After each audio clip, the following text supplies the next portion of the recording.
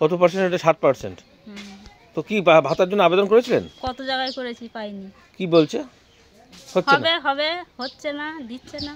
তাহলে এত লোক ভাতা পাচ্ছে, যারা পাওয়ার মতো না তারা পাচ্ছে, আমরা পাওয়ার মতো আমাদের দিচ্ছে না। মানে যাদের প্রতিবন্ধী সার্টিফিকেট নেই বা প্রতিবন্ধী নয় তারাই পাচ্ছে? তারাই পাচ্ছে। কি নাম আপনার? নাম কি? নন্দবাগ। নন্দবাগ। এই জায়গাটার নাম? এই জায়গাটা মুন্সিরপুর, মানিকনগর পাড়া। কত নম্বর ওয়ার্ড এটা? এটা মানে 23 নম্বর। আমার স্বামী নেই, আমার মেয়ে হ্যান্ডিক্যাপ মেয়ে নেই, তোমরা খাই। যারা বেদেবার ভাতার পায় তারাও পায়, পায়। আর আমার তো মেয়ে তো পাই না। মানে প্রতিবন্ধী নয় অথচ প্রতিবন্ধী ভাতা পায়? প্রতিবন্ধী নাই, প্রতিবন্ধীর পাই। আর তোমার মেয়ে পাচ্ছ না? কত সালে কার্ড? এই যে তাহলে 2007 সালে, 2007 সালে করা আছে এই কার্ডটা। আর এই যে 2025 সালতে এখনো পর্যন্ত ভাতা পাওনি? আবেদন করেছিলে? আবেদন করেছিলে কিন্তু মিলছে না, কি বলবে? আবার যখন ওখানে দিলাম তাও পাইনি।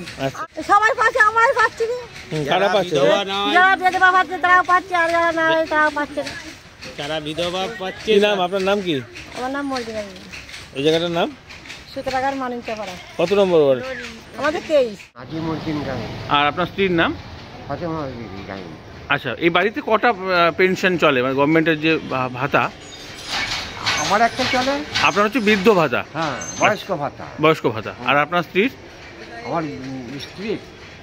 আমার স্ত্রীর ওই ইয়ে চলে, লক্ষ্মীর ভাণ্ডার চলে। তা বিধবা ভাতা?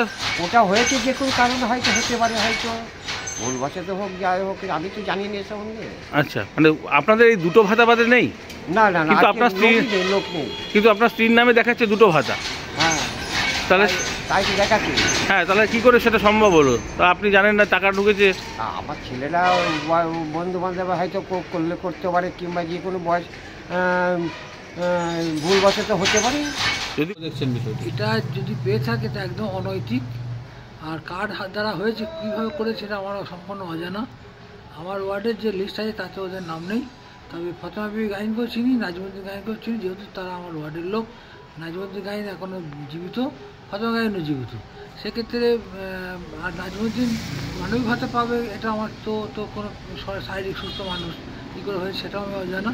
তবে এই ধরনের যারা ভুয়ো করেছে, এগুলো বাতিল হলে আমারই ওয়ার্ডে প্রায় 300 লোকের ভাতা অ্যাপ্রুভ হয়ে আছে, তারা পাচ্ছে না এই ভুয়ো লোকের জন্য।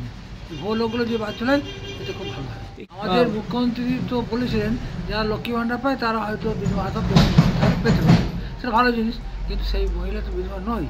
এই ধরনের ভুয়োগুলোকে মানে যে কোনো মূল্যে বিধবা ভাতা করতে গেলে তো প্রথম যেটা দরকার হয় ডেথ সার্টিফিকেট। ডেথ সার্টিফিকেট স্বামী জলজান্ত ঘুরে বেড়াচ্ছে, ডেথ সার্টিফিকেট নেই, তাহলে হলো কিভাবে করেছে আমার জানা, আমি জানি না। এবং কি কোন চক্র দ্বারা করে তাও আমি জানি না।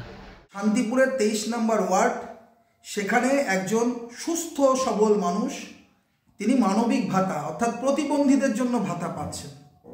সেই পরিবারে একজন সরকারি চাকরিজীবী আছেন, সেখানে জলজান্ত স্বামী বেঁচে আছে, তিনি বিধবা ভাতা পাচ্ছেন, আবার লক্ষ্মী ভাণ্ডারও পাচ্ছেন।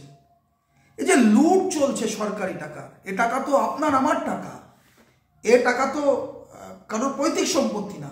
দালালগুলো এইভাবে প্রতিবন্ধী মানুষদের বঞ্চিত করে, একজন অসহায় মানুষকে বঞ্চিত করে এই ধরনের অপকীর্তিগুলো করেছে।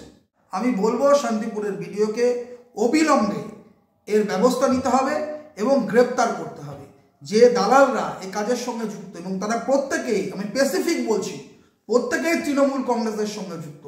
তাদের বিরুদ্ধে ব্যবস্থা গ্রহণ করতে হবে। চঞ্চল চক্রবর্তী, সহকারী সভাপতি, শান্তিপুর পঞ্চায়েত সমিতি।